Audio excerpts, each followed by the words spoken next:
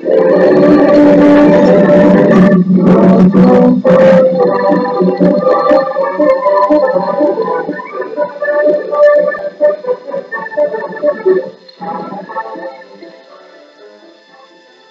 1931, in Los Angeles, a 72-year-old woman named Esther Carlson went on trial for poisoning a man named August Lindstrom.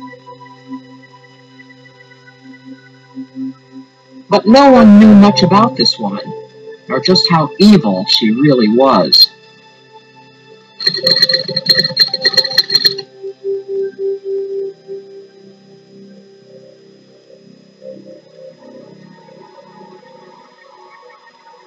Our story begins in the year 1900 with a 41-year-old woman named Belle Sorensen.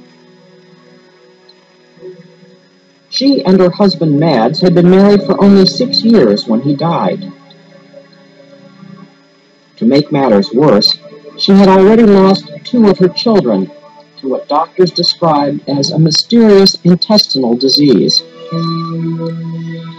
In November of 1901, she took her insurance money and her 2 remaining children, Lucy and Myrtle, and moved to a farm in LaPorte, Indiana. To support herself, Belle began to raise and slaughter hogs. At over 6 feet and weighing over 200 pounds, she was a powerful woman. 2 years later, she remarried, this time to a man named Peter Gunnis. But once again, tragedy seemed to be a close companion to Belle. In 1902, Peter was found dead, lying under a large meat grinder. It had apparently fallen on his head, crushing his skull. Belle was once again alone. Very soon after Peter's death, the widow began looking for a man. A man with money. One gentleman who answered her ad was Ralph Littleton, who after a short visit was never heard from again. Another was Andrew Hegelin, who, like the others that followed, just seemed to disappear into thin air.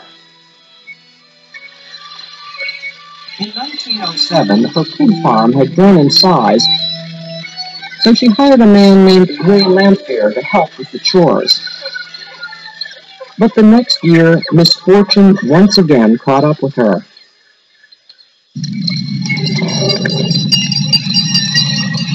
A fire broke out on her farm and consumed all of the buildings in an enormous blaze. Several days later, the sheriff and his men came to look for her body in the rubble. But what they found shocked them. They began to dig up bodies, lots of them. They found her boyfriend, Andrew Hegelin. They identified Jenny Olson, one of her daughters. When they were done, they had collected 10 bodies in all.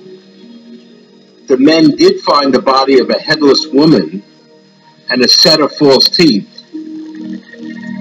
But no one could be sure if Belle had died because the height and weight of that body didn't match Belle.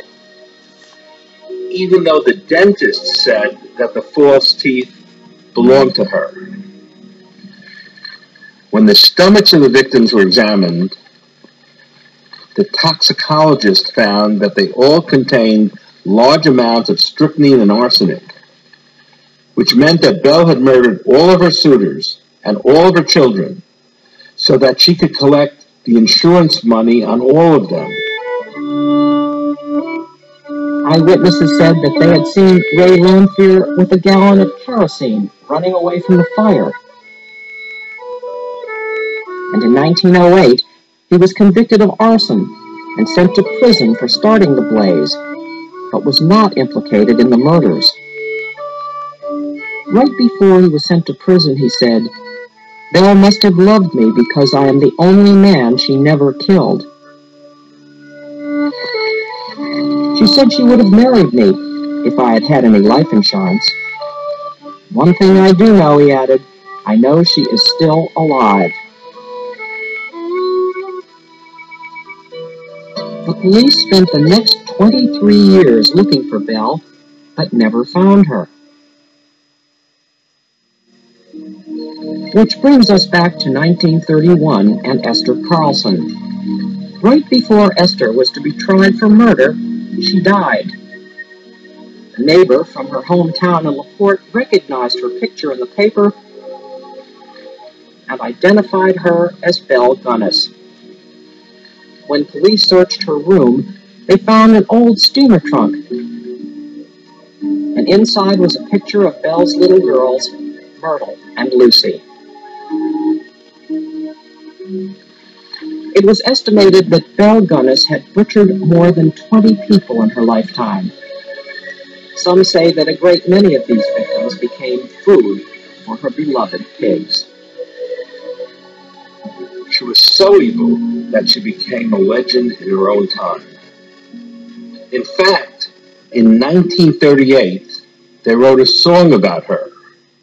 It goes something like this. In old Indiana, not far from LaPorte, there once lived a woman, a home-loving sort. Belle wanted a husband, she wanted one bad. She's placed in the papers, a lonely heart had. Men came to Belle Gunness to share food and bed, not knowing that soon they'd be knocked in the head. But while they were sleeping, she'd lift the door latch. She'd kill them and plant them in her tater patch.